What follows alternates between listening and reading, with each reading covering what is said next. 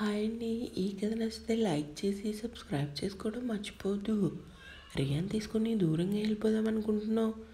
తీరా వెళ్ళాక అది రానా కోసం అడిగితే అప్పుడు ఏమని సమాధానం చెప్పాలో నాకు బాగా తెలుసంటూ రియాన్ ఎత్తుకొని నువ్వు వెళ్ళి కార్ తీ. సరే అని స్వప్న బయటికి వెళ్ళగానే అరవి తన ఫోన్ బ్యాగ్ తీసుకొని డోర్ ఓపెన్ చేయగానే ఎదురుగా చైర్లో కూర్చొని రానని చూడగానే షాక్ అయింది. ఏం చేయాలో కూడా అరవికి ఏం అర్థం కాలేదు. ఎక్కడికి? ఆమె మొహం చూడకుండానే గుమ్మం వైపు చూసి ప్రశ్నించాడు రానా. బ్రతకటానికి. ఓ, బ్రతకటానికా? భర్తతో కలిసి బ్రతకాలని లేదా? ఆ ఆలోచన కూడా నా దరిదాపుల్లోకి రానివ్వను. అందరిలాంటి అమ్మాయిని కాదని, డిఫరెంట్ పర్సన్ అని నాకు శక్తి చెప్పాడు. నా ఆఫీస్లో జాయిన్ అవ్వకముందు వాడు అన్న మాటలు నిజమే అనిపిస్తుంది. ఎవరైనా బిడ్డ కోసం ఓపికతో ముందడుగు వేసి కొత్త జీవితం జీవించాలనుకుంటారు, కానీ నువ్వు మాత్రం అందరిలా కాదు. కూతురు జీవితం ఏమైపోయినా సరే నీ పంతం పట్టుదల నెగ్గాలి. అవునా?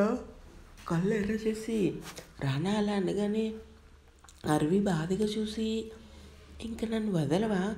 నేను ఎప్పుడో నిన్ను వదిలేశాను, కానీ నువ్వే నేను కట్టిన పసుపుతాన్ని ఇంకా మెడలో ఉంచుకొని స్టిల్ కొడుతూ నీకు రియాకు భవిష్యత్తు అవసరం లేదా? అవసరం లేదా? ఏంటి మాట నువ్వు అంటున్నావా? నిజంగానే నవ్వు వస్తుంది రానా గారు. నా మాటలకి నీకు నవ్వు కూడా వస్తుందా? చిన్న స్మైల్ ఇస్తూ అన్నాడు. ఎందుకు రాదు? వస్తుంది. మీ మాటలకే కాదు, చేసే పనులకు కూడా నవ్వు వస్తుంది. అంత నవ్వు రప్పించే పనులు నేనేం చేశాను? రియా నీ కూతురు అనగానే తండ్రి బాధ్యత గుర్తొచ్చిందా? ఒకవేళ రియా కనిపించకపోతే ఎప్పట్లానే దూరంగా ఉండేవాడివి కదా. అవును, ఇచ్చిన మాట కట్టుబడి ఉండాలి కదా. నీలా మధ్యలో వదిలేసి వెళ్ళిపోను. నేను ఎందుకు వెళ్ళిపోయానో ఆ విషయం పక్కన పెడితే, ఇప్పుడు ఉన్న బలంగా నా కూతురు నా నుంచి దూరం చేయాలని చూస్తే మాత్రం ఊరుకునేది లేదు. ఏం చేయాలో నాకు బాగా తెలుసు. నీకు అన్నీ తెలుసారువి. నీకేం తెలియకపోవటం ఏంటి? అన్నీ తెలుసు. అన్నీ తెలిసి నిర్ణయాలు తీసుకొని అందరు మనుషుల్ని బాధ పెడతావు. నువ్వు బాధ పెట్టినంత తేలిగ్గా నేను ఎవరిని బాధ పెట్టలేదు. నన్ను వెళ్ళని ఇక్కడి నుంచి వెళ్ళు, ఎవరొద్దన్నారు? కానీ రియాన్ వదిలేసి నువ్వు ఎక్కడికి వెళ్ళిపోతావో పో. నీకెవ్వరూ అడ్డు చెప్పేవాళ్ళు లేరు. నిన్ను అడ్డుకునే వాళ్ళు ఎవరు లేరు ఇక్కడ. నువ్వు అనుకున్నది ఎప్పటికీ జరగదు. రానా అనుకున్నాడంటే ఖచ్చితంగా జరిగి తీరాల్సిందే. నీ పంతం ఎవరి దగ్గరైనా చెల్లుతుందేమో, బట్ నా దగ్గర కాదు. ఎవరి దగ్గరకు వచ్చి ఏం మాట్లాడుతున్నావో అర్థమవుతుందా? స్పృహలో ఉండే మాట్లాడుతున్నాను మిస్టర్ రానా. ఓ, మిస్టర్ రానా. ఈ మిస్టర్ రానా పేరు చివర ఎవరి పేరుందో తెలుసా? మీ పర్సనల్ విషయాలు నాకు అనవసరం, కానీ నీ పర్సనల్ మాత్రం నాకు కావాలి. ఎందుకు నన్ను ఇలా టార్చర్ చేస్తుంది నువ్వు నేను కాదు అని అరవి ఒడిలో ఉన్న రియాన్ బలవంతంగా తీసుకుని బెడ్ మీద పడుకోబెట్టి దుప్పటి కప్పి డోర్ వేసి కోపంగా తన్నే చూస్తున్న అరవి చేతిని పెట్టుకొని తన రూమ్కి తీసుకొచ్చి విసురుగా బెడ్ మీదకి నెట్టాడు. రానా నిమిషంలో జరిగిన చర్యకి అరవి భయంగా చూసింది. ఏం చేస్తున్నావు? చెప్తాను, కంగారు ఎందుకు అంటూ డోర్ లాకేసి వెనక్కి తిరిగాడు. రానా అప్పటి వరకు కోపంగా పొగరుగా ఉన్న అరవి రానా తన రూమ్కి తీసుకొచ్చేసరికి గుట్కలు మింగుతూ భయంగా చూసింది. ఏయ్, ఏం చేస్తున్నావు అంటూ బెడ్ మీద కూర్చొని దూరంగా జరిగింది అరవి. రానా ఆమె ఎదురుగా కూర్చొని, నీతో మాట్లాడాలి ప్రియా. చాలా రోజులు కాదు, సంవత్సరాల తర్వాత రానా నోటి నుంచి ప్రియా అన్న పేరు వినగానే అరవి షాక్గా చూసింది. నాతో మాట్లాడటానికి ఏమున్నాయి? మళ్ళీ ఏ కట్టు కథలు చెప్పి నన్ను మోసం చేయాలని చూస్తున్నావు? ఇలా ఒక్కటి కాదు, నోటుకొచ్చిన బదులైన మాటల్ని బాణంలా రానా మీదకి విసిరింది. ఆమె అసలే గాయపడిన మనసేమో ఆమె మాటలు మరింతగా తన గుండెను మెలిపెట్టేసరికి చాచిపెట్టి ఒకటిచ్చాడు. రానా అమాంతం పక్కకు పడిపోయింది. అరవి బాధగా చెంప మీద చేసుకొని కోపంగా రానాని చూసింది. ఎందుకు కొట్టావు? ఏరా, నీ కంటికి నేను మంచిగా కూడా కనిపించడం లేదా? చీటికి మాటికి కొడుతున్నావు. అవును, నిజంగానే మంచిగా అనిపించడం లేదు. నేను ఏ తప్పు చేశానని ఇప్పుడు నన్ను కొట్టావు? తప్పు చేసింది నువ్వు కాదే, నేను. ముందు డ్రెస్ సరి చేసుకో. కళ్ళ నిండా నీళ్ళతో రానా అలా అనగానే అరవి మనసులో ఎక్కడ లేని బాధ. నిన్నే. డ్రెస్ సరి చేసుకో. ఇంత వయసు వచ్చిన డ్రెస్ వేసుకోవటం రాలేదా అంటూ మెడ దగ్గర జరిగిన ఆమె డ్రెస్ని సరిచేస్తూ, నాతో బ్రతకాలని నీకు ఆశగా లేదు, మనసులో చిన్న ఏ మూలన కూడా నా మీద ప్రేమ లేదా అంటూ డ్రెస్ సరిచేసి ఆమె చేతిని చెంప దగ్గరకు తీసుకొచ్చి, ఒక మాట నిజం చెప్పవే, నిజంగా నిన్ను మోసం చేశానా? ఏం మాట్లాడుతుంది? అతని కంట్లో కన్నీరు రెండోసారి చుట్టం, అది కూడా తన కోసమే అయ్యేసరికి అరవికి ఏం మాట్లాడాలో అర్థం కాలేదు. నీకేం తక్కువ చేశానని అలా నన్ను వదిలేసి వెళ్ళిపోయావు? ఒకసారి నీకు గుర్తు రాలేదంటే నేను ఎంతగా నిన్ను ప్రేమించానో నువ్వు మాయ చేయకు. సైతానికి వచ్చే బాధను తట్టుకునే ఓపిక నాకు లేదు. తట్టుకునే ఓపిక కాదు, ఇక అసలు ఓపిక అనేది లేదు కదే. సూటిగా రానా అలా అనేసరికి అరవి కంట్లో కన్నీటి ప్రవాహం కట్టలు తెంచుకుని మరీ ఆమె చెంపల్ని తడిపి ముద్దు చేస్తుంటే రానా ఒక్కసారిగా ఆమెను గట్టిగా హక్ చేసుకున్నాడు. చిన్నపిల్లల వెక్కి వెక్కి ఏడుస్తూ, వదులు సైతానికి వచ్చే, వదులు, నన్ను ఎందుకు ముట్టుకున్నావు, వదిలే, నన్ను వదిలే అంటూ ఏడుస్తూ అతను వీపుపై కొడుతూ ఒక్కసారిగా రానాను హత్తుకుని వెక్కి వెక్కి ఎంతగానో ఏడ్చింది. అరవి చాలా రోజుల తర్వాత రానా స్పర్శ ఆమె హృదయాన్ని తాకి గతం తాలూకు ప్రేమ పుస్తకంలో వారిద్దరి సంతోషకరమైన జీవితాన్ని గుర్తు చేసుకునేసరికి అరవి గొంతు తడారిపోయేలా ఏడ్చింది. ఎందుకు ఏడుస్తున్నావు? నేను కదా ఏడవాల్సింది. పోయిన జన్మలో నువ్వు నాకు సవితిలా తగిలి ఉంటానే, అందుకే ఈ జన్మలో కూడా నన్ను సాధిస్తున్నావు అని రానా అనగానే అరవికి ఇంకా ఏడుపు వచ్చేసింది. ప్లీజ్ వదులు, లేదంటే నేను చచ్చిపోతాను.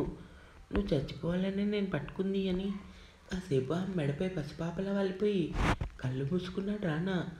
అరవి ఏం మాట్లాడలేదు, కానీ ఆ క్షణం ఆమెకి రియానే గుర్తొచ్చింది.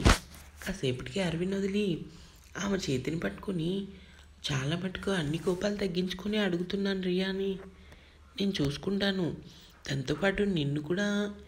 ఏమంటావు ప్రియా? నా కూతురు మహారాణిలా బ్రతకాలి, అంతేకాని కష్టాల కన్నీటితో కాదు. చెప్పు, రియా కోసమైనా నాతో కలిసి ఉంటావా? రియా అంటూ కలవరిస్తున్నావు, కానీ అసలు తను పుట్టినప్పుడు అంటూ అరవి కోపంగా రానని చూసింది. ఎందుకు అలా చూస్తున్నావు? నిన్ను ఒకటి అడుగుతాను, నీ గుండెల మీద చేసుకొని చెప్పు. రియా కోసమే కదా నువ్వు నాతో కలిసి ఉండాలనుకుంటున్నావు. నీ మౌనం వెనుక అర్థమేంటి మహి?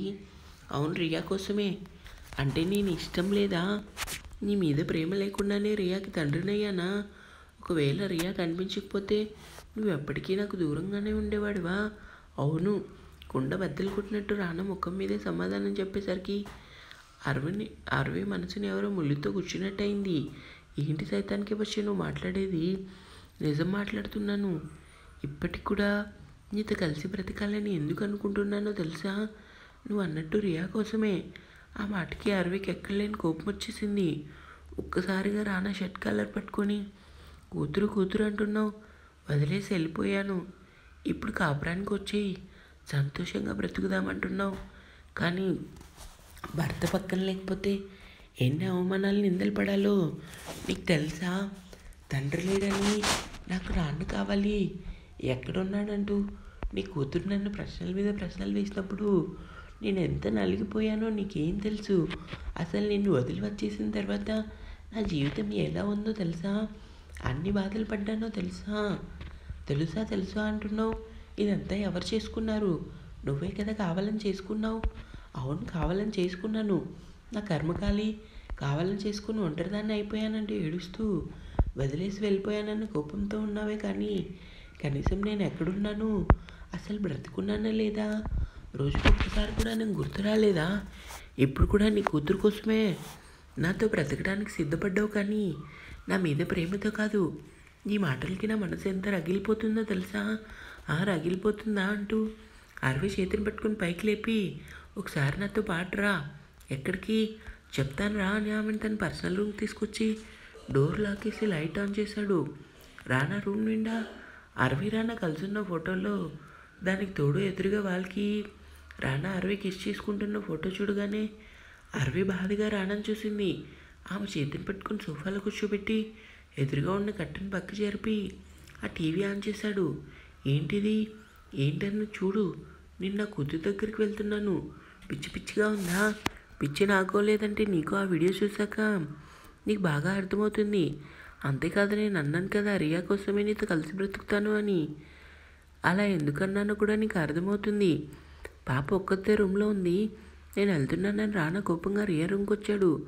బెడ్ మీద అదమర్చి నిద్రపోతున్న కూతురుని చూడగానే బాధగా పడుకొని రియాన్ తన గుండెల మీద పడుకోబెట్టాడు. అరవి తనతో గొడవ పడిన సంఘటన గుర్తు చేసుకున్నాడు. ఇక్కడ రూమ్లో టీవీ చూస్తున్న అరవి వీడియో ప్లే అవ్వడంతో అలా చూస్తూ ఉండిపోయింది. అబ్బాయి ఏంటి మీ ఇద్దరు ఎప్పుడు చూసినా ఇల్లంతా చిందరవందర చేసి పడేస్తారు, ఆఫీస్కి వెళ్ళే ఉద్దేశం లేదా మీకు అంటూ కిచెన్ రూమ్ నుంచి అరుస్తూ బయటకు వచ్చింది అరవి. శక్తి రానా ఇద్దరు కొట్టుకొని అలసిపోయి సోఫాలో కూలబడి అరవి స్ట్రాంగ్ కాఫీ. ఏంటనే ఎప్పుడు లేని మీరు ఆయనలా బ్యాడ్ బాయ్లా తయారవుతున్నారు, అలాంటిది ఏం లేదు మా సరదాగా. ఏమైనా అంటే ఇద్దరు డైలాగ్ కొడతారు. ముందు ఇద్దరు ఫ్రెష్ అయ్యి రండి నేను టిఫిన్ పెడతాను. సరే అంటూ శక్తి తన రూమ్కి వెళ్ళగానే అరవి కోపంగా రానని చూసింది. ఏంటి ఆ చూపు? నా మాట విని అన్నయ్య స్నానం చేయడానికి తన రూమ్కి వెళ్ళాడు, కానీ నువ్వు మాత్రం ఇంకా కూర్చొని ఉన్నావు. ఈరోజు ఆఫీస్కి వెళ్ళవా? వెళ్తాను కానీ నువ్వెందుకు పొద్దున్నే రుసరుసలాడుతున్నావు? ఏం చేయాలి? ఉదయం అనగా లేచావు, ఇంకా స్నానం కూడా చేయలేదు, కోపం రాదా? నీ కోపం కూడా వస్తుందా? చంపేస్తానంటూ అరవి చూపుడు వేలు చూపించి, నీకు తెలిసేలా నాకు వేలు చూపిస్తే నచ్చదని, కోపంలో వేలు కూడా విరిచేస్తానని. విరిచేస్తావు. నేనేమి అందరిలా కాదు, కొడితే అసలు ఊరుకోను. అబ్బచా ఏం చేస్తావమ్మా అంటూ వెనక నుంచి ఆమెను టైట్గా హాక్ చేసుకొని, చాలా రోజులైందే గ్యాప్ వచ్చేసింది, ఈ రోజైనా ఇవ్వచ్చుగా. చీచీ ఏంటి ఆ మాటలు? ముందు వదలని కొంచెం కూడా సిగ్గులేదా? నా పెళ్ళం దగ్గర నాకు ఎందుకీ సిగ్గు అంటూ ఆమె మెడవంపుల్లో చిన్నగా ముద్దు పెట్టి, స్నానం చేయాలంటే నువ్వు నాకు ఇవ్వాల్సింది ఇచ్చేయాలి మరి. ప్లీజ్, నీతో వేగలేకపోతున్నాను. ఇప్పుడు అలాంటివి ఏం లేవు. ఏదైనా సాయంత్రం అంతేనా? అంతే, నేను మాట అంటే మాటే. నాకు తెలుసు నువ్వు నిజంగా రాక్షసుదానివి అంటూ నడుమంపుల్లో తన చేతులసి అల్లరి చేశాడు. రానా ఒకవైపు నవ్వు మరోవైపు కోపం వస్తున్న అరవి సైలెంట్గా డైనింగ్ టేబుల్ మీద పెట్టి నీట్గా సర్దుతుంది అన్నీ.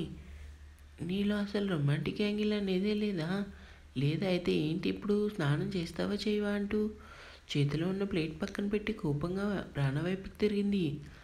చేస్తాను, ఎప్పుడు చేసినా మొహం పక్కకెట్టుకొని ఉండటమే నీ పని అని రానా కోపంగా వెనక్కి తిరిగేలోపు అతని చేతిని పట్టుకొని విసురుగా తన వెనక్కి లాక్కొని చుట్టూ చూసి రానా పెదవులపై ప్రేమగా ముద్దు పెట్టి అతని షాక్ నుంచి తేరుకునే లోపల కిచెన్ రూమ్కి వచ్చి తనలో తానే నవ్వుకుంది. అరవి రానా నవ్వుతూ తన రూమ్ వెళ్ళగానే అరవి వాటర్ తాగుదాం ఫ్రిడ్జ్ దగ్గరకు వచ్చి ఫోన్ రింగ్ అవడంతో ఈ టైంలో నాకెవరు ఫోన్ చేస్తారు అనుకుని ఆలోచిస్తూ ఫోన్ లిఫ్ట్ చేసి, హలో ఎవరు? హలో, మిమ్మల్ని ఫోన్ చేసి మాట్లాడవేంటి? ఎలా ఉన్నావు అరవి? ఆ వాయిస్ విన్న అరవి భయంగా ఫోన్ వైపు చూసి చెవి దగ్గర పెట్టుకొని, నువ్వు? ఎస్, పార్థుని. ఆ పేరు వినగానే అరవి భయంగా రానా రూమ్ వైపు చూసింది. ఇంకా ఉంది గిఫ్ట్ వచ్చి